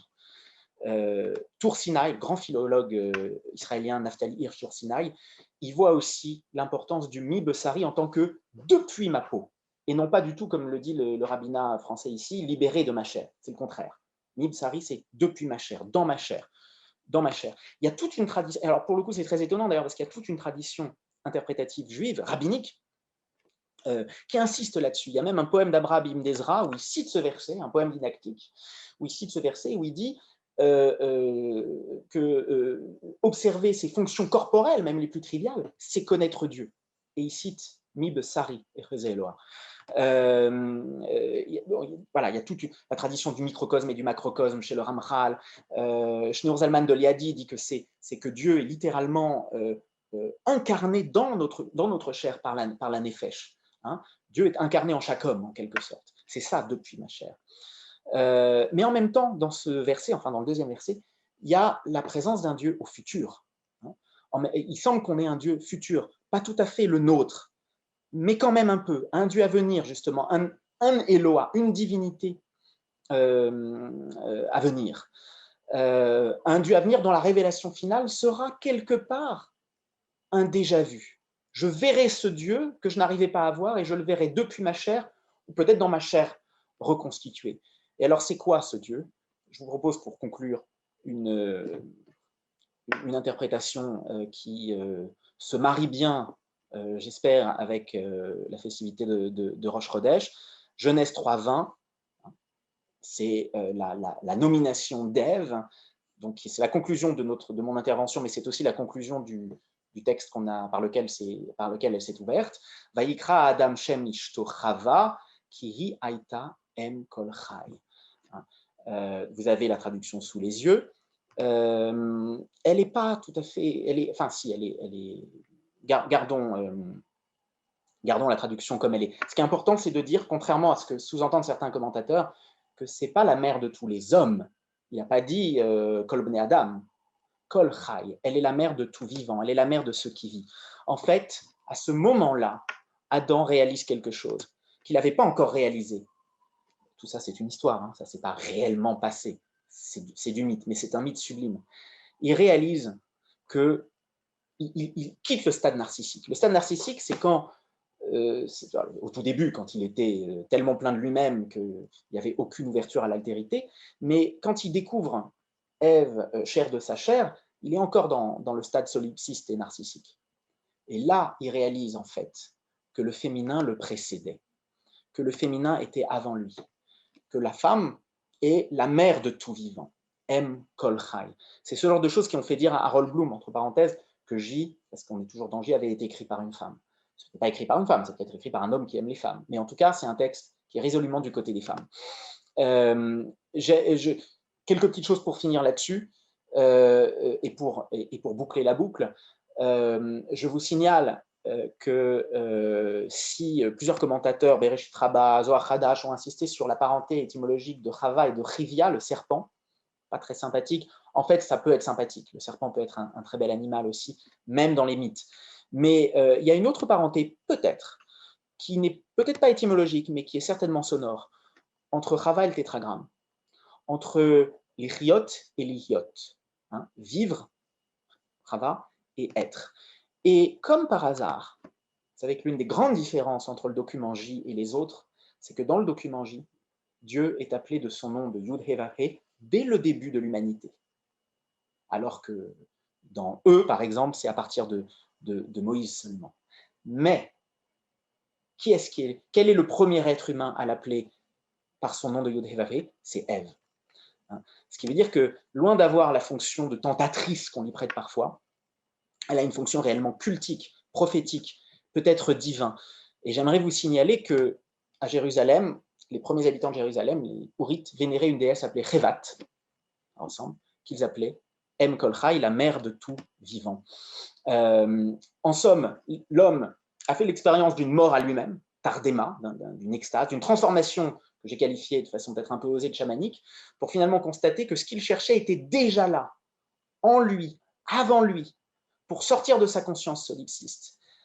Et si Dieu, en quelque sorte, ce Dieu à venir, dont j'ai parlé tout à l'heure, était en fait le féminin, si cette chair, d'où je dois finalement le voir, comme dit Job, c'était en fait, comme dit Adam, la chair de ma chair.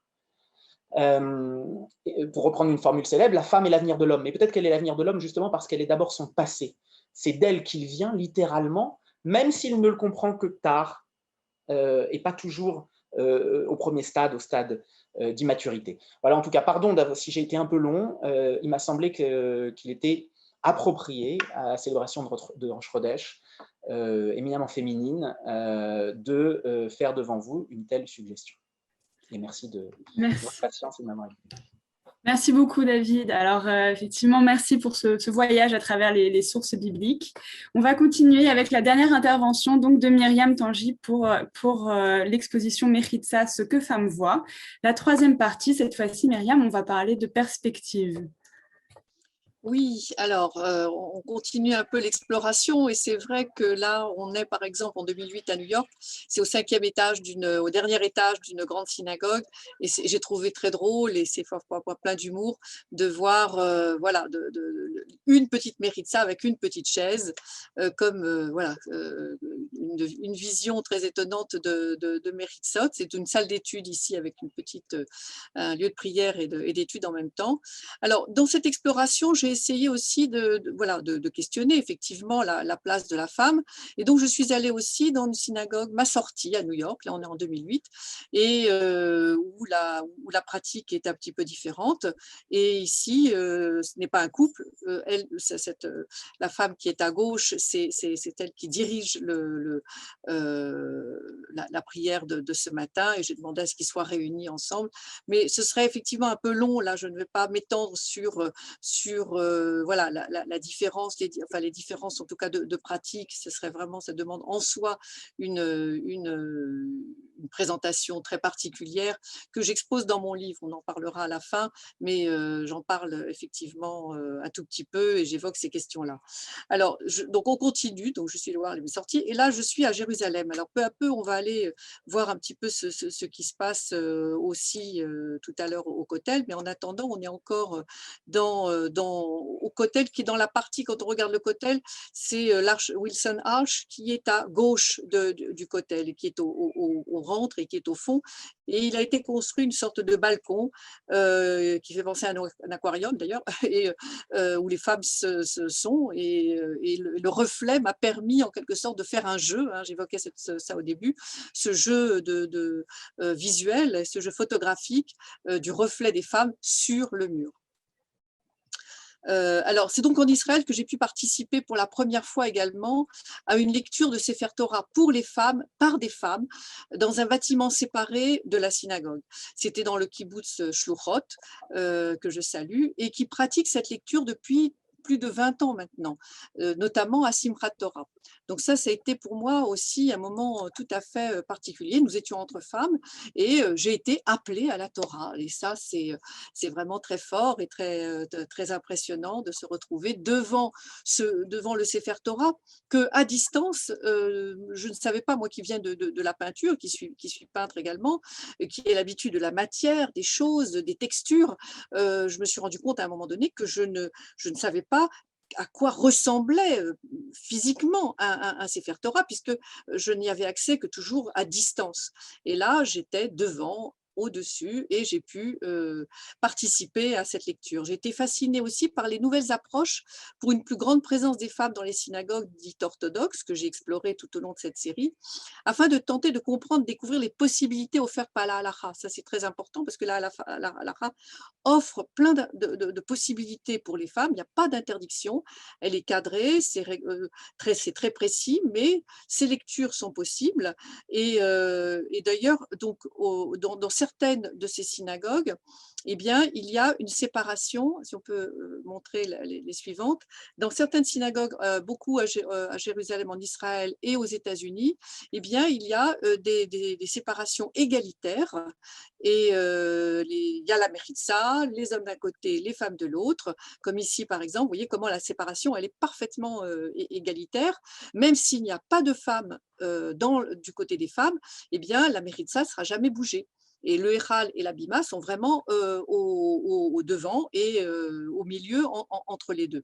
Et donc on donne en général le Sefer Torah aux femmes qui le passent parmi les femmes et qui va après le déposer dans la Bima. Donc tout ça, ce sont des pratiques qui existent de plus en plus, qui sont tout à fait halachiques et qui offrent un champ de possibilités tout à fait étonnant. Alors là, ici, c'est Shira Hadasha.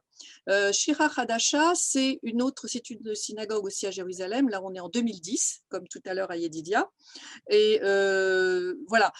Alors là, ça a été un peu particulier parce que comme c'est une synagogue qui ne fonctionnait à l'époque que pour Shabbat, j'y suis allée juste un tout petit peu avant le commencement de Shabbat et j'ai demandé à ma fille, une de ses camarades, d'être présente à ce moment-là pour rendre compte, restituer de cette bima. Alors là, c'est vraiment la stricte séparation, mais avec la méritza, de la bima au milieu de la méritza.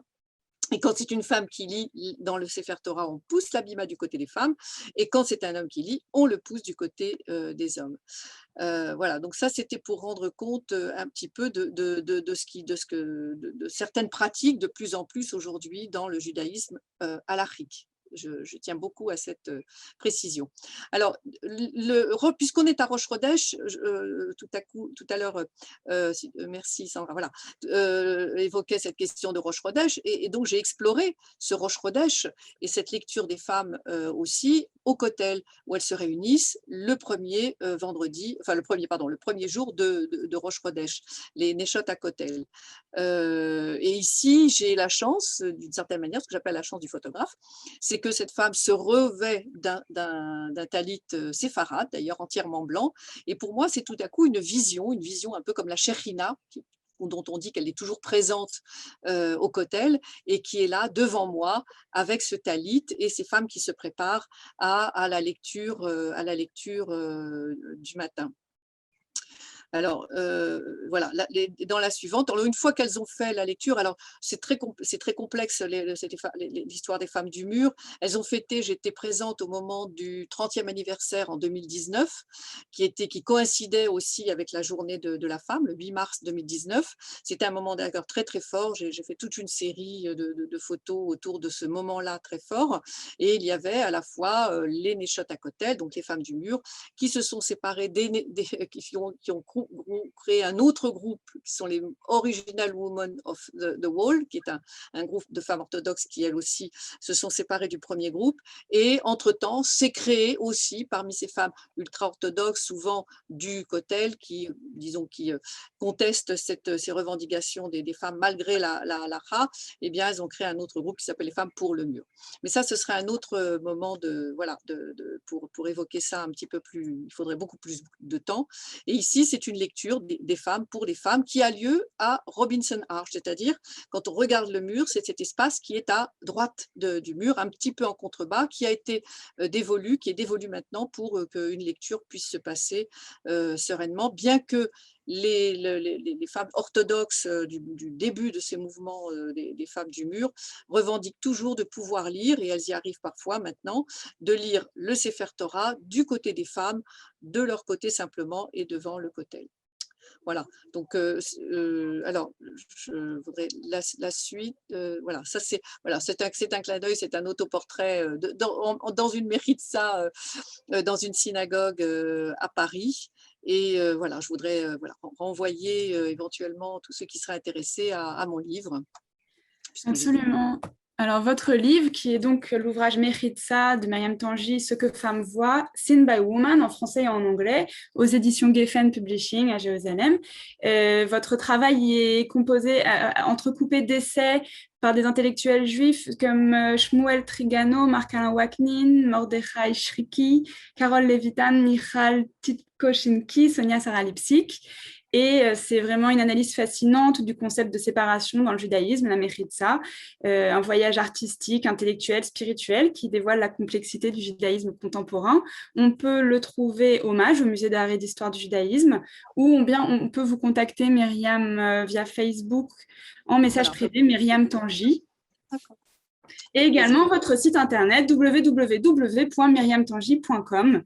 Merci beaucoup, Myriam, pour votre intervention, votre participation. Merci à tous nos intervenants.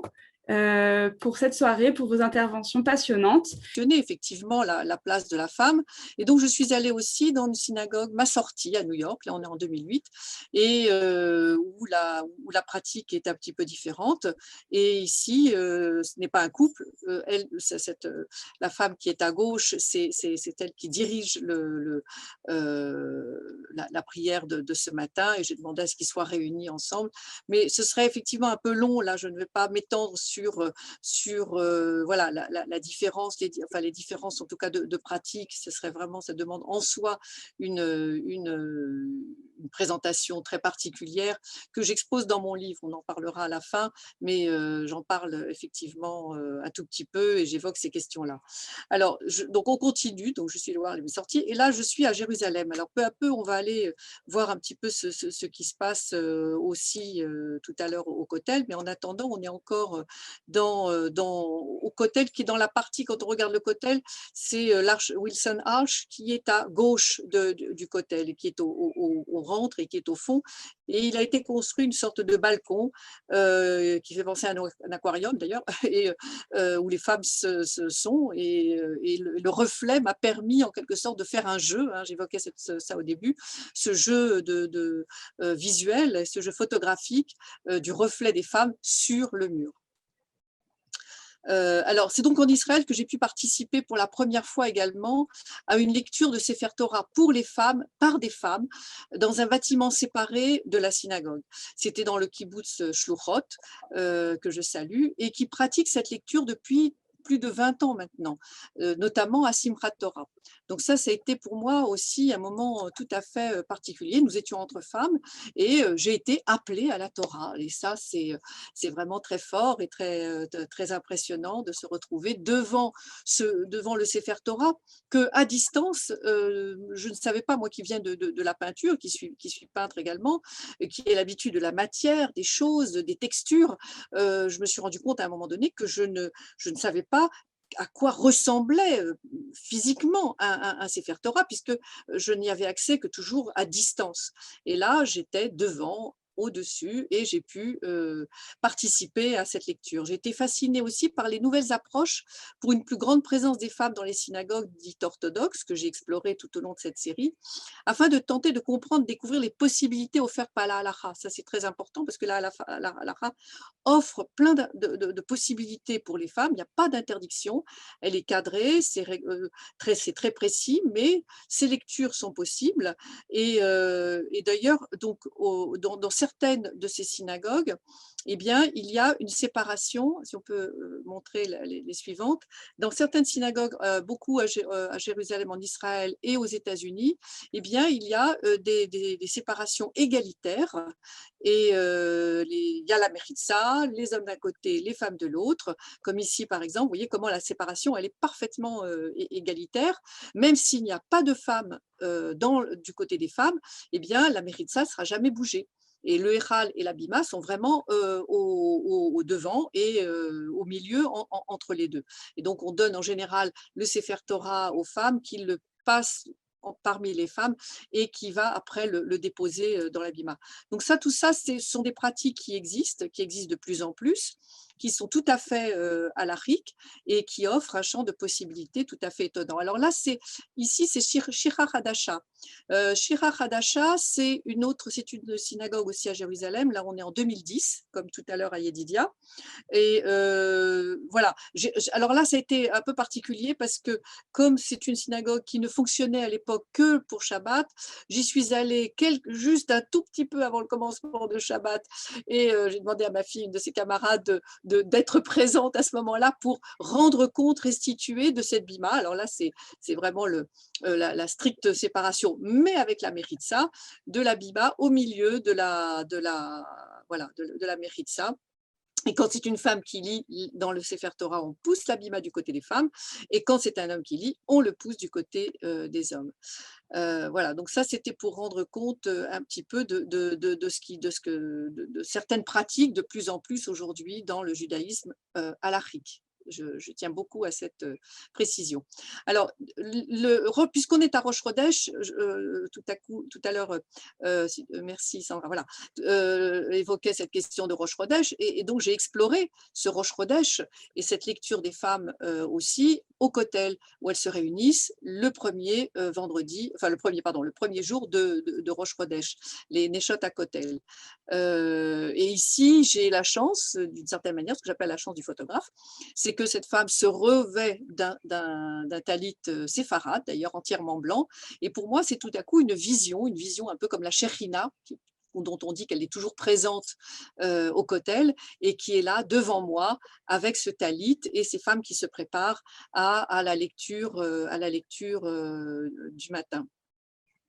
Alors, voilà, dans la suivante, alors une fois qu'elles ont fait la lecture, alors c'est très complexe l'histoire des femmes du mur. Elles ont fêté, j'étais présente au moment du 30e anniversaire en 2019, qui coïncidait aussi avec la journée de la femme, le 8 mars 2019. C'était un moment d'accord très très fort. J'ai fait toute une série de photos autour de ce moment-là très fort.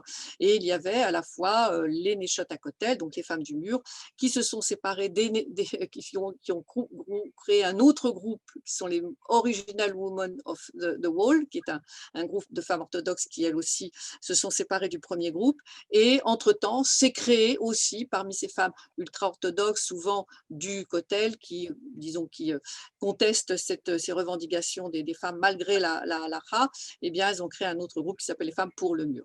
Mais ça, ce serait un autre moment pour évoquer ça un petit peu plus, il faudrait beaucoup plus de temps. Et ici, c'est une lecture des femmes pour les femmes qui a lieu à Robinson Arch, c'est-à-dire quand on regarde le mur, c'est cet espace qui est à droite du mur, un petit peu en contrebas, qui a été dévolu, qui est dévolu maintenant pour qu'une lecture puisse se passer sereinement, bien que les femmes orthodoxes du début de ces mouvements des femmes du mur revendiquent toujours de pouvoir lire, et elles y arrivent parfois maintenant, de lire le Sefer Torah du côté des femmes, de leur côté simplement et devant le Kotel. Voilà, donc alors je voudrais la suite, voilà, ça c'est un clin d'œil, c'est un autoportrait dans une méritza, dans une synagogue à Paris. Et voilà, je voudrais renvoyer éventuellement tous ceux qui seraient intéressés à mon livre. Absolument. Alors, votre livre, qui est donc l'ouvrage Meritza de Myriam Tanji, Ce que femmes voient, Seen by Woman, en français et en anglais, aux éditions Geffen Publishing à Jérusalem. Votre travail est composé, entrecoupé d'essais par des intellectuels juifs comme Shmuel Trigano, Marc-Alain Waknin, Mordechai Shriki, Carole Levitan, Michal Titko-Shinki, Sonia Sarah-Lipsik. Et c'est vraiment une analyse fascinante du concept de séparation dans le judaïsme, la Meritza, un voyage artistique, intellectuel, spirituel qui dévoile la complexité du judaïsme contemporain. On peut le trouver hommage au musée d'art et d'histoire du judaïsme, ou bien on peut vous contacter, Myriam, via Facebook en message privé, Myriam Tanji. D'accord. Et également votre site internet www.myriamtanji.com. Merci beaucoup, Myriam, pour votre intervention, votre participation. Merci à tous nos intervenants pour cette soirée, pour vos interventions passionnantes.